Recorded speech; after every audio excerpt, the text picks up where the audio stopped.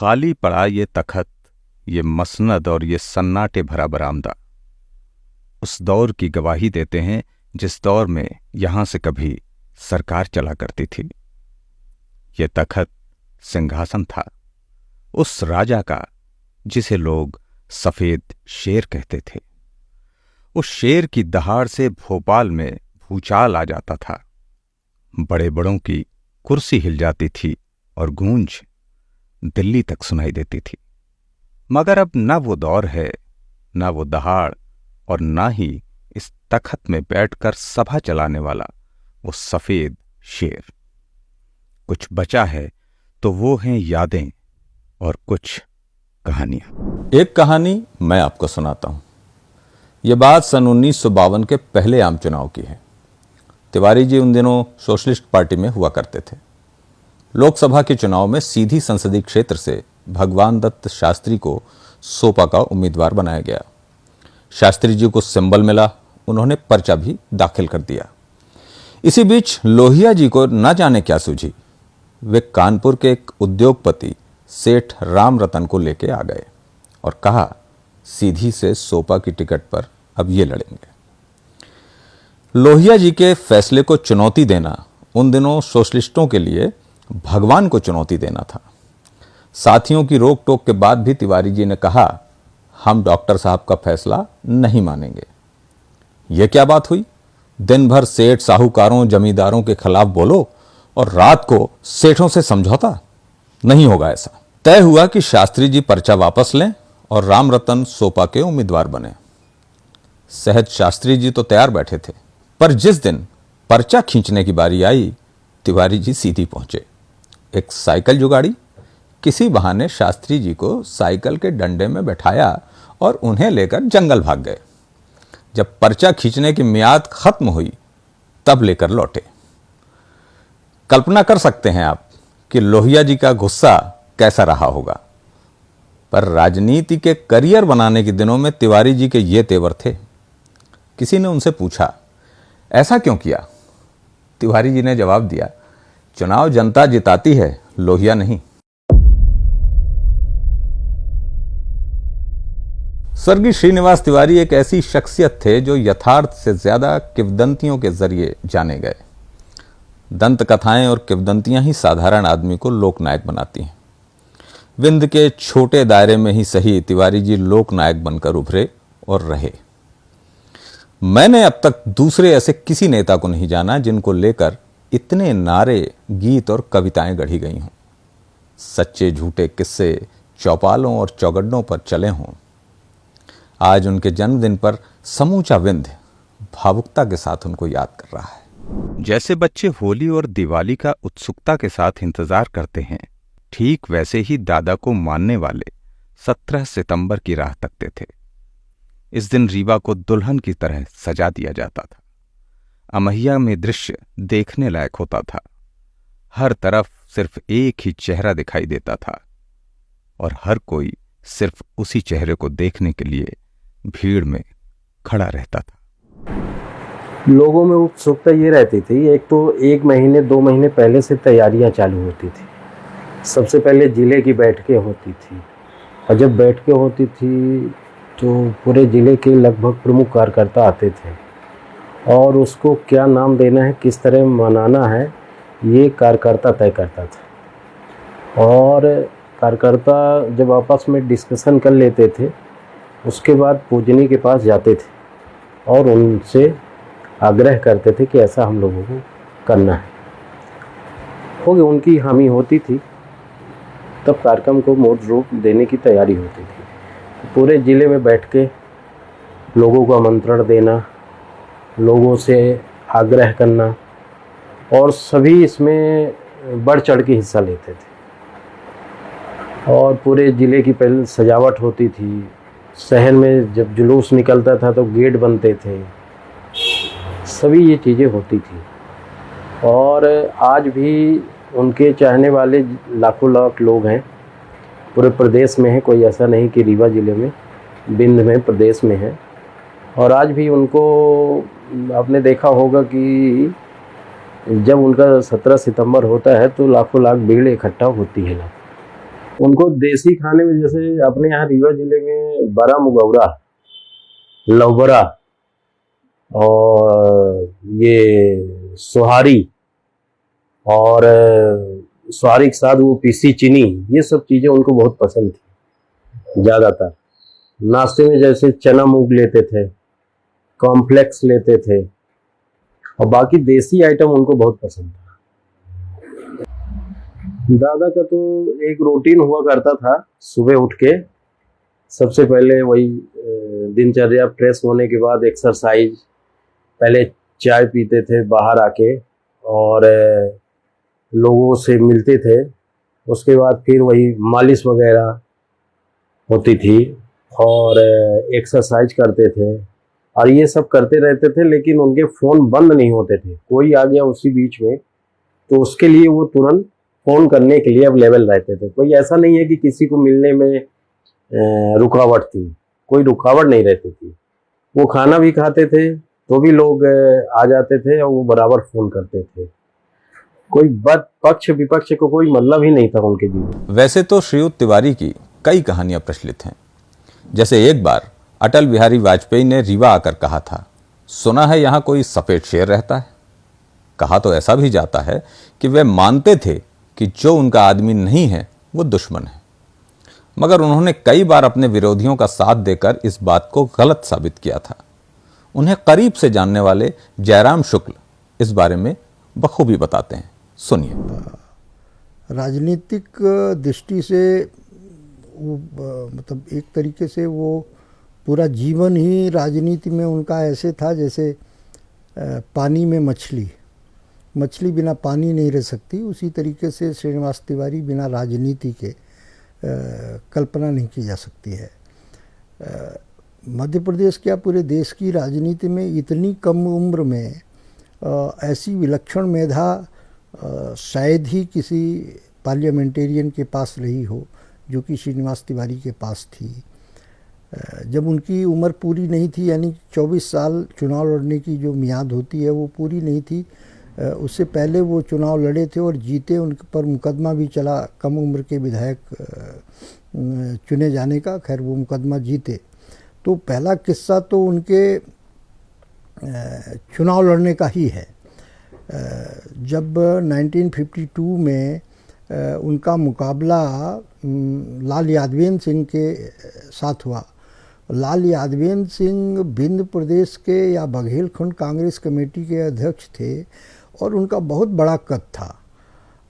मतलब ये मानकर चलें कि यदि 52 का चुनाव यादवेंद्र सिंह जीतते तो शंभूनाथ की जगह मुख्यमंत्री वही होते। इतने बड़े कद के नेता थे, बहुत बड़े वकील थे और श्रीनिवास तिवारी जी भी वकील थे और दोनों में बहुत ही आपस में रिस्पेक्ट के संबंध थे, यद्यपि दोनों चुनाव लड़ रहे थे। तो ये किस्सा खुद श्रीनिवास तिवारी जी बताते थे कि जब वो चुनाव लड़े तो यादवेंद्र सिंह जी के पास मोटर थी और हमारे पास साइकिल थी। वो भी मित्र की साइकिल, मेरी अपनी खुद की साइकिल नहीं थी। तो हम लोग साइकिल से चलकर प्रचार करते थे, वो मोटर से प्रचार करते थे। तो एक बार प्रचार के दरमियान यादवेंद्र सिंह की इनसे भेंट हो गई। तो उन्होंने पूछा कि तिवारी जी आप साइकिल से कितना प्रचार कर पाएंगे? तो बोले भैया साहब बोलते थे, बोले भैया साहब अपने पास तो यही है। तो किस्सा ये है कि बहुत सी ऐसी सभाएं जिसमें यादवेंद्र सिंह जी अपनी मोटर में उनको बैठा के पहुंचाते थे, यानी अपने प्रतिद्वंदी को मोटर में बैठा के सभा स्थल तक पहुंचाते थे और अपने ही माइक और पंडाल जो लगाते थे कांग्रेस के लोग, तो उनसे कहते थे कि इसके बाद श्रीनिवास तिवारी आएंगे तो उनको भी इसी माइक में बोल लेने देना, इसके बाद ये इसको हटाना। ऐसे सौहार्द और सामंजस्य के साथ उस ज़माने में चुनाव लड़े जाते थे और जो प्रतिद्वंदी थे तो वो प्रतिपक्षी थे, विरोधी नहीं हुआ करते थे। बहुत ही रिस्पेक्ट लोगों के बीच में रहता था। और जब श्रीनिवास तिवारी चुनाव जीत गए तो वही लाल यादवेंद्र सिंह सबसे पहले बधाई देने पहुँचे। बोले श्रीनिवास जी आपको बधाई और आपके उज्जवल भविष्य की कामना। तो इस तरीके के बहुत से किस्से हैं। श्रीनिवास तिवारी की जो अदा एक राजनेता के रूप में मुझे पसंद है। लोगों के दिमाग में एक धारणा बनी है कि तिवारी जी बहुत खांटी विरोधी थे और अपने विरोधियों को पनपने नहीं देते थे। बहुत से ऐसे दृष्टांत हैं जो इसको गलत साबित करते हैं। जैसे एक किस्सा अभी हाल का, जब वो विधानसभा के अध्यक्ष थे तो जो इस समय कैबिनेट मिनिस्टर हैं विजय शाह जी, तो विजय शाह जी थोड़ी सी अपने आचरण में भी वो दंड तब भी रहते थे, विधायक थे और ज़्यादा टॉकटिव थे, ज़्यादा बोलते थे। तो कुछ ऐसा प्रसंग आया कि जो नेता प्रतिपक्ष गौरीशंकर शेजवार जी थे तो उन्होंने इनके कक्ष में घेराव किया। उस घेराव में सबसे ज़्यादा यदि गाली गलौज श्रीनिवास तिवारी जी को दे रहे थे, वो उसमें सबसे अगुआ विजय शाह जी ही थे। लेकिन 1-2 महीने बाद किसी एक प्रदर्शन में खंडवा में विजय शाह पर लाठियां पड़ी पुलिस की, और एसपी उस प्रदर्शन के खिलाफ मोर्चा खोले हुए थे। मैं तो प्रत्यक्षदर्शी हूँ। विधानसभा में, चलती विधानसभा में श्रीनिवास तिवारी जी ने एसपी खंडवा को निलंबित जब तक नहीं किया तब तक उन्होंने मुख्यमंत्री को चैन से बैठने नहीं दिया। और ऐसा प्रतिद्वंदी जो कि 1 महीने पहले गाली दे रहा, गंदी गंदी गालियां दे रहा, एक विधायक के रूप में उसका हित रक्षक करते हुए उस पर हमला करने वाले और उसके साथ मारपीट करने वाले पुलिस के अधिकारी को उन्होंने नहीं बख्शा। बहुत से ऐसे उदाहरण हैं, आप कल्पना कर सकते हो। एक उदाहरण है दयाल सिंह तुमराची का। दयाल सिंह तुमराची 93 में एमएलए बने और मकान के आवंटन को लेकर बड़े गुस्साए थे, तो इनके चेम्बर में घुस गए वो, और अपने जो गनमैन है उसके पास एसएलआर थी, तो एसएलआर आई, उस एसएलआर छीन कर श्रीनिवास तिवारी के सामने तान दिया उसको और गाली गलौज करने लगे। कैसे भी वो घटना टली, लेकिन दयाल सिंह तुमराची के खिलाफ एज ए स्पीकर उन्होंने कोई एक्शन नहीं लिया। एक इतना विशाल हृदय और विपक्ष और प्रतिपक्ष को सम्मान देने का जो चरित्र मैंने श्रीनिवास तिवारी में देखा, वो न भूतो न भविष्यति। कैलाश जोशी जी 98 का चुनाव हार गए और तिवारी जी को इस बात की चिंता हुई कि मध्य प्रदेश का इतना बड़ा नेता सक्रिय राजनीति से कहीं अलग ना हो जाए, तो इसलिए विधानसभा में उन्होंने अशासकीय समितियों में 2-3 अशासकीय समितियों में उनको सदस्य बनाया और विधानसभा की ओर से उनको नौकर चाकर उपलब्ध कराए। 2 नौकर, मुझे ज्ञात है कि 2 नौकर उनके यहाँ काम करने जाते थे जो विधानसभा के थे।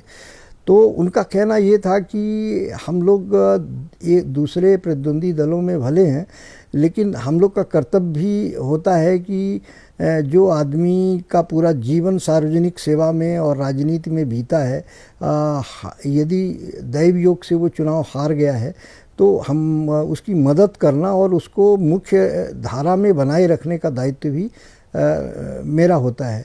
तो इस तरीके के बहुत से किस्से हैं। रीवा में भी इस तरीके के उनके बड़े किस्से हैं, लेकिन सबसे ज़्यादा लोग ये मानते हैं कि वो अपने विरोधियों को क्रश करने पर यकीन करते थे। मैंने तो बहुत से ऐसे विरोधी जो उनके खिलाफ मोर्चा खोलते थे उसकी मदद करते हुए देखा। अर्जुन सिंह और श्रीनिवास तिवारी के बारे में लोग कहते हैं कि इन दोनों की ठनी रहती थी, लेकिन बीना सिंह को टिकट मिल जाए इसकी चिंता श्रीनिवास तिवारी को रहती थी, नहीं मिली। सतना से वो टिकट दिलवाना चाहते थे, नाम प्रपोज भी किया था। राहुल का नाम प्रपोज करने वाले हर बार इलेक्शन कमेटी में श्रीनिवास तिवारी ही हुआ करते थे। तो ये अंडर टेबल जो मतलब पर्दे के पीछे की मित्रता थी, ये हमेशा कायम रहती थी और संवाद हमेशा बने रहते थे। पर्दे के आगे लोग ज़रूर ये देखते थे कि एक दूसरे के विरोधी और ये हैं। तो तिवारी जी इस मामले में बड़े अद्भुत थे। एक स्पीकर के नाते मतलब एक तीसरा स्तंभ है सत्ता का, विधायी का। पूरे देश में यदि किसी ने इस चीज़ को साबित किया और स्थापित किया वो श्रीनिवास तिवारी थे। एक और बात है जो जिसमें शायद हिचकिचाता है हर स्पीकर, चाहे पार्लियामेंट का हो और विधानसभाओं का हो, स्पीकर सक्रिय राजनीति में भाग नहीं लेता, धरना प्रदर्शन और इन सब में भाग नहीं लेता। इसके अपवाद थे। तिवारी जी टिकट कमेटी में भी स्पीकर रहते हुए रहे, कार्य समितियों में भी रहे, और राजनीति की जितनी भी महत्वपूर्ण बैठकें हैं उसमें भी शामिल होते रहे। और वो हमेशा कहते थे कि यदि हम विधायक हैं इसीलिए स्पीकर हैं, तो विधायक रहने के लिए जनता से जुड़ना और राजनीति से जुड़े रहना बहुत महत्वपूर्ण है। तो इसलिए हम राजनीति छोड़ देंगे तो हम ये स्पीकरी लेके क्या करेंगे। और हमेशा वो इंग्लैंड के एक प्रेसिडेंट का एक उदाहरण देते थे कि वंस स्पीकर ऑलवेज स्पीकर। जो वहाँ स्पीकर एक बार बन जाता था तो अगले चुनाव में उसके खिलाफ कोई प्रतिद्वंदी नहीं होता था, वो निर्विरोध चुना जाता था। ऐसी कोई परंपरा थी। तो वो हमेशा हर पीठासीन अधिकारियों के सम्मेलन में इस बात को उठाते थे कि ऐसा यदि प्रावधान, यदि आप हमसे अपेक्षा करते हैं कि हम राजनीतिक कार्यक्रमों में भाग ना लें, तो आपको ये प्रावधान करना होगा कि स्पीकर के खिलाफ अगला चुनाव कोई नहीं लड़ेगा और वो निर्विरोध अपने विधानसभा क्षेत्र से निर्वाचित होगा, तभी हम तटस्थ रह सकते हैं। लेकिन राजनीति में डूबकर काम करने के बावजूद भी एज ए स्पीकर जितना प्रतिपक्ष का संरक्षण श्रीनिवास तिवारी देते थे, हमने इतिहास में ऐसा नहीं देखा। और अब के स्पीकर के बारे में तो कह ही नहीं सकते हैं कि किस तरीके से विधानसभाएं चलती हैं। पहले रिकॉर्ड तो श्रीनिवास तिवारी के नाम से रिकॉर्ड बैठकों का एक कीर्तिमान है जो उनके नाम से दर्ज है। मार्शल का उपयोग उन्होंने 10 वर्ष में कभी नहीं किया। ये भी एक अपने आप में एक रिकॉर्ड है कि किसी भी विधायक को बलपूर्वक सदन से बाहर नहीं निकालना पड़ा। तो ये बहुत सी ऐसी चीज़ें हैं जो श्रीनिवास तिवारी को as a speaker, as a politician अलग बनाती हैं और उन्हें विलक्षण बनाती हैं। श्रीयुत श्रीनिवास तिवारी की जिंदगी खुली किताब की तरह थी। उनके किस्सों से हर कोई वाकिफ है, लेकिन छात्र राजनीति के दौरान जो घटनाएं घटी उन्हें बताने वाले सिर्फ उनके पुराने साथी भूतपूर्व deputy collector RD. Singh ji ही हैं। असेंबली में जिस दिन प्रस्ताव पारित होने का था 14 अक्टूबर को, उस दिन घेराव किया गया और ये तय किया कि यह प्रस्ताव पारित न हो। उस प्रस्तावना के दिन हम लोग इकट्ठा हुए, श्रीनिवास तिवारी के नेतृत्व में असेंबली में घुसे। असेंबली में घुस करके हम लोगों ने प्रस्ताव को फाड़ा। थोड़ी बहुत छीना झपटी भी हुई। छीना झपटी होने के बाद हम लोगों को गिरफ्तारी करने की कोशिश की गई असेंबली के अंदर, लेकिन श्रीनिवास तिवारी ने बड़ी बुद्धिमानी से हम लोगों को बाहर निकाला। उस समय का आपको याद है कि कलेक्टर थे प्रसाद दास चटर्जी और एसपी जवाहरलाल श्रीवास्तव। ये हम लोगों को असेंबली के अंदर ही उन्होंने घेर लिया और गिरफ्तारी करने की कोशिश किया, लेकिन श्रीनिवास तिवारी पहुंचकर मेन दरवाजे पर उन लोगों को डांटा। हमको याद है उन्होंने कहा था कि ये असेंबली है, असेंबली जो एक प्रिविलेज कक्ष है, एसपी और कलेक्टर को इसमें आने का कोई अनुमति नहीं है। इसमें जो तुम आए हो ये बहुत गलत है और कल मैं तुमको गिरफ्तार करवा लूँगा। ये शब्द उनके सुन करके जैसे ही वो हटे वैसे हम लोग बाहर असेंबली के बाहर निकल आए, चले गए। तो शाम को श्रीनिवास तिवारी की गिरफ्तारी हो गई, जगदीश चंद्र जोशी की गिरफ्तारी हो गई। फिर 15 अक्टूबर को ये था कि 144 धारा लगाई जाए, तो गवर्नमेंट ने 144 धारा लगा दिया। लेकिन ये भी था कि 144 धारा तोड़ी जाए। उस दिन शाम को पाकिस्तान से ब्रॉडकास्ट हो गया था और BBC लंदन से ब्रॉडकास्ट हो गया था कि हमारे रीवा में इस प्रकार असेंबली में एक ऐसा कांड हुआ है जो कि मस्जिद के संबंध में है। तो इसके चूँकि इतना उसका प्रोपेगेंडा हो गया कि पुलिस बहुत सतर्क हो गई और चप्पे चप्पे पुलिस, एसएफ और सीआरपी, ये पुलिस, सेंट्रल पुलिस बहुत आ गई और बड़ा मुश्किल हो गया लोगों को निकलना, प्रतिबंधित हो गया। लेकिन हम लोग लोगों को श्रीनिवास तिवारी के तरफ से, खासकर हमको एक संदेश आया, जेल से आया कि आज 144 धारा तुमको तोड़नी ही है, हर सूरत पर तोड़नी है। तो फिर मैंने 4-5-6 लोगों को इकट्ठा किया। उनमें मुख्य थे रामदयाल शुक्ला, शक्ति प्रसाद पांडे, ज्ञानेन्द्र सिंह, जगदीश तिवारी, राजनारायण राही, मैं और एक रामेश्वर प्रसाद वो थे मिश्रा। इस प्रकार से 7-8 लोगों को मैं इकट्ठा किया और इकट्ठा करने के बाद फिर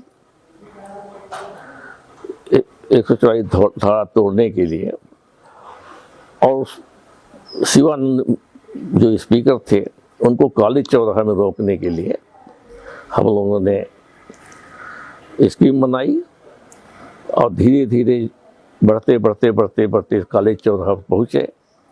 कॉलेज चौराहा में जब पहुँचे तो 10:30 का टाइम हो रहा था। वहाँ पर कलेक्टर भी खड़े थे, एसपी भी खड़े थे, कमांडेंट ऑफ एसएफ भी थे, फोर्स थी, घोड़े वाले थे, सब लोग थे। लेकिन हम लोगों का इतना अच्छा जज्बात था और कार्यक्रम को सफल बनाने के लिए इतनी इच्छा शक्ति थी कि हम लोगों ने उनको, उनके बाड़े को तोड़ते हुए उनके ऊपर अटैक कर दिया, शिवानंद के ऊपर। शिवानंद को खींच करके बाहर गिराया। हम लोगों के ऊपर लाठी चार्ज हुआ, काफ़ी चोटें आई और गिरफ्तार कर लिए गए। गिरफ्तार करके गाड़ी में हम लोगों को गिरफ्तार करके सामान, उस समय रास्ता सामान वाला नहीं था, जेल जाने के लिए रास्ता सीधे बैंकर रोड से था, भैया रोड से। लेकिन हम लोगों को सामान ले गए, सामान से ले जाकर जेल में डाल दिया। जब जेल में गए वहाँ फिर से श्रीनिवास तिवारी का सानिध्य हुआ और लोगों का सानिध्य हुआ। श्रीनिवास तिवारी ने हम लोगों को बड़ा धन्यवाद दिया, प्रोत्साहित किया और उनके साथ फिर हम लोग करीब 1 माह जेल में रहे। इस प्रकार से तिवारी जी का जो जीवन था उस एक समाजवादी दर्शन था और उस समाजवादी दर्शन में उनके पास एक चुंबकीय ऐसी शक्ति होती थी, जो कोई भी उनके साथ जाता था उनके साथ जुड़ जाता था। तिवारी जी एक ऐसे व्यक्तित्व के धनी थे जो उनके बारे में सुन भी लेता तो उनकी प्रशंसा करते थकता नहीं था। विपक्षी नेता भी श्रीयुत तिवारी के बात और व्यवहार के कायल थे। जब 91 वर्ष की आयु में उनका स्वर्गवास हुआ तब शायद ही कोई होगा जिसकी आंखों से आंसू न छलके हों। उनके गुजरने के बाद जब विधानसभा में श्रद्धांजलि अर्पित की गई तब तत्कालीन मुख्यमंत्री शिवराज सिंह चौहान ने दादा की एक बात को दोहराया। उन्होंने कहा, श्रीयुत तिवारी की तार्किकता अद्भुत और अद्वितीय रहती थी और जब वे विचार प्रकट करते थे तो ये नहीं देखते थे कि ऊपर वाले क्या सोचते हैं और नीचे वाले क्या सोचते हैं। वे दिल्ली में बैठे नेताओं को कहते थे कि ये तो अष्टधातु के देवता हैं, ये क्या जाने जमीन में जनता का पसीना कैसे बहता है। जो समझते थे बेबाक टिप्पणी करते थे। सचमुच में उनकी एक अपनी ही शैली थी, उनका एक अपना ही तरीका था। मैं यही कह सकता हूं कि वे पीछे वार करने वाले नेता नहीं थे, जो करते थे सामने ताल ठोंक कर करते थे। श्रीनिवास तिवारी जी के लिए एक नारा जोश से गूंजता था, दिग्गज नहीं दिलेर है, विंध्य प्रदेश का शेर है। एक बार किसी ने कहा, कैसा नारा है, दिग्गज नहीं दिलेर है। तिवारी जी ने उनको समझाया, इसे ऐसा मानो कि हर दिग्गज दिलेर नहीं होता, लेकिन हर दिलेर दिग्गज होता है। तिवारी जी मध्य प्रदेश की राजनीति में अपनी दिलेरी के लिए जाने जाते रहेंगे।